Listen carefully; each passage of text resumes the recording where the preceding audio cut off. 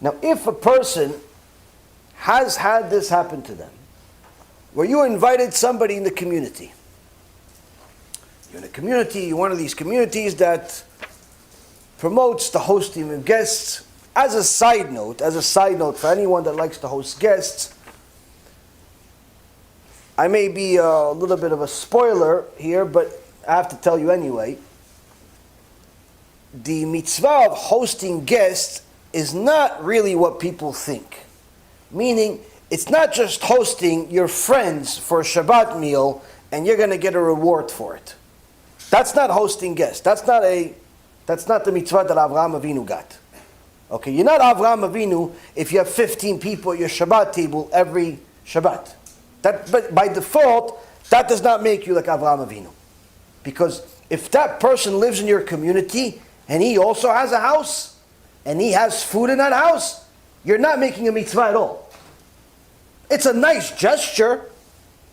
You're very nice. It may be keeping you company. It may encourage you to say more divrei Torah. Those are mitzvot.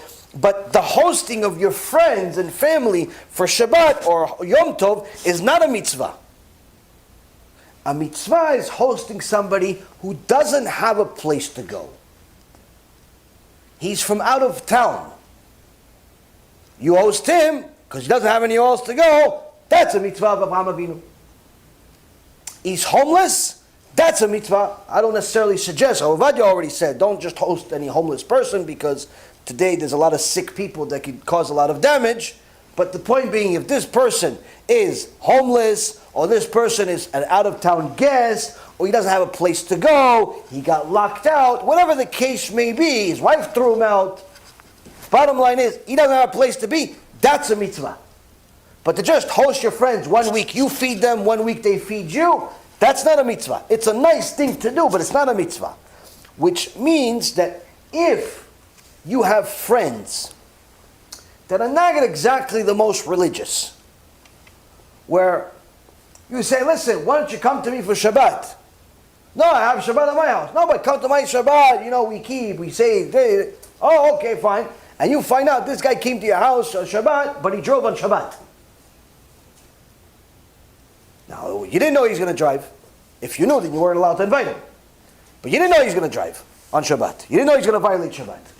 Now, the second you know that he drove on Shabbat, you know, from now on, you cannot invite him anymore. Unless you tell him, listen, come to my house on Shabbat, but you have to stay here. You have to stay in my house. Now, if he chooses to leave anyway, that's not your problem. But you have to tell him, you have to stay in my house. I can't have you violating Shabbat or violating Yom Tov to come eat in my house. That's not a mitzvah anymore. That means becoming an enabler of your sins. I become a partner to your sins. So if you live in a building that's 30 stories and you yourself don't leave the house, or you leave the house but barely because you go to shul, go up and down, but you know that your guests are going to use the elevator on Shabbat, guess what? Don't invite anybody. Why? You're going to cause them to sin. It's not a mitzvah anymore.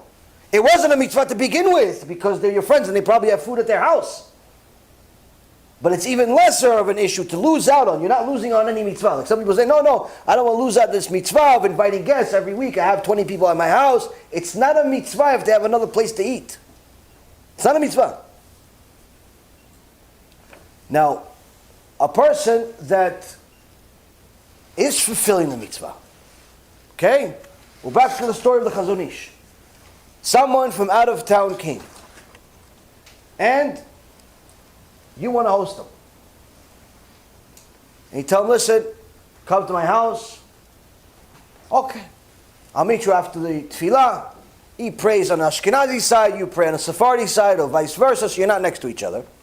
After everybody's finished, usually the Ashkenazim finish a little faster. You come out after you've said hello and gave a kiss to every single Sephardi person you've never met, because that's the tradition. You don't fulfill the obligation if you didn't kiss everybody. After you've kissed and hugged everybody, even the ones you don't like, you kissed and hugged everybody, you left the shul, you went to the Ashkenazi side, empty. Empty, nothing. Where's your friend? Whoa. What happened? Now, if your emotions are running your life, you become upset that this guy is ungrateful, this guy, he just stabbed you in the back, this guy, you just wasted money on him because you told your wife to cook extra, this guy did. If you're emotional, you get offended. If you're an intellectual, meaning chacham, like the Torah says chacham, not chacham that you just read a bunch of science books. Chacham like the Torah, opposite. You get worried, ooh, wow, I'll start praying to Hashem now. Bezrat Hashem, he's going to have something, maybe he got lost, give him kaf schut. Bezrat Hashem, he's going to find some place to eat. He's going to have everything he needs from Shamayim. Hashem's going to take care of him because I don't see where the guy is. You're not offended at all. And that's what the Chazon Ish says. The Chacham told his family, a guest is not merchandise. It's not something you trade. A guest is an opportunity to do a mitzvah. If I end up benefiting in being the vessel that Hashem fulfills this mitzvah through, Baruch Hashem. If not, I'm still happy anyway. Why? Because I'm just worried that Hashem is going to feed the guy. That's all I care about. That's all I care about. This alone changes our mentality of how hosting guests, whether it's worth it, not worth it, because many times there are certain people that fall into this description perfectly. I already know a few people that do, where they are the best hosts. When you go to their house, everything you like they have. They ask you ahead of time, listen, what do you like to drink? Oh, what kind? Oh, okay. What about food? You like this, you like fish, you like this. They ask like a menu. And when you show up to their house, they have everything you like. It's like mamash, shtabach shimo. It's like, I said I like it, I just thought you were just joking around. I didn't think you're going to make all this stuff. No, over here, everything is out, everything is perfect. Every guest gets a custom dish. Every guest, custom this, custom that. Unbelievable. Unbelievable.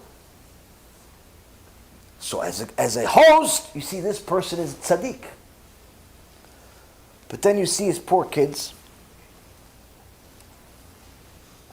Don't even know Aleph Bet. Because he sends them to public school because he doesn't want to spend the money on yeshiva. Or he sends them to one of these fake, the half yeshiva, half public school. You know, the modern schools. They have boys and girls. He sends them to one of those schools. So the kid comes out completely confused. He's religious when he puts on tefillin, but the rest of the day he's not religious because there's girls in his class. So the kid's completely confused. Graduates atheist. And people are surprised why atheism is on the rise in the modern Orthodox world. The kids are completely confused. You tell them one day that HaKadosh Baruch Hu is watching everything, so make sure to put on tefillin and say Modeh Ani. But then everything else that it says in the Torah to stay away from, you actually put inside my class. What gives? Which one do I listen to? If he either cares or he doesn't care. You see his kids that way. You see his wife can't wait for everyone to leave because he put the whole toil to cook everything on her. No help, no nothing. His wife hates Shabbat. She can't wait for Sunday to come. Why? Because she's the one that has to clean, cook, and everything else. And he doesn't want to spend an extra few $100s to get somebody to help her. Because he wants to do a mitzvah. He wants to be a big Baal Chesed to feed the whole world on his wife, the slave's back. Such a person not only is not praiseworthy, it's not even a mitzvah. It's a sin what he does. But for him, he thinks he's praiseworthy. Why? Because every week he has a different rabbi in his house. Every week he has different honorable guests. Every week he feeds a bunch of people. Every week everyone after Shabbat talks about the meal they had at such and such house. Every week everybody's happy with him because they enjoyed what he has to offer. HaKadosh Baruch Hu, on the other hand, keeps counting it, but not on the side of mitzvot. On Rosh Hashanah, he doesn't count this as part of the mitzvot. Why? Because the emotions of that person are running his life. Which emotion? The emotion that leads to a person inflating their own ego. They need their ego to continuously grow because they want everyone to think that they're much better than what they really are. B'Shem Hashem Na'aseh v'Natzliach, we're very excited to offer you the new Bezrat Hashem app 3.0. It's a newer, faster app full of Torah, lots of Kedusha by the shiurim that we do, myself, Rabbi Ephraim, Rav Chaim, where you'll have also newer features where you're able to use the app while you're using other applications on your phone. You'll be able to share the lectures directly from the app. You'll be able to donate online and support our Kiruv and our Torah work that we're doing. And the most exciting feature is that you'll be able to actually ask questions directly on the app and get answers from the rabbis directly from the app. This is something unprecedented, and Baruch Hashem will be able to offer it. Thank you again for all of your support. Check it out. Make sure you have the kosher Torah that will re-energize your neshama each and every single day. Kol tu b'chavatzlacha.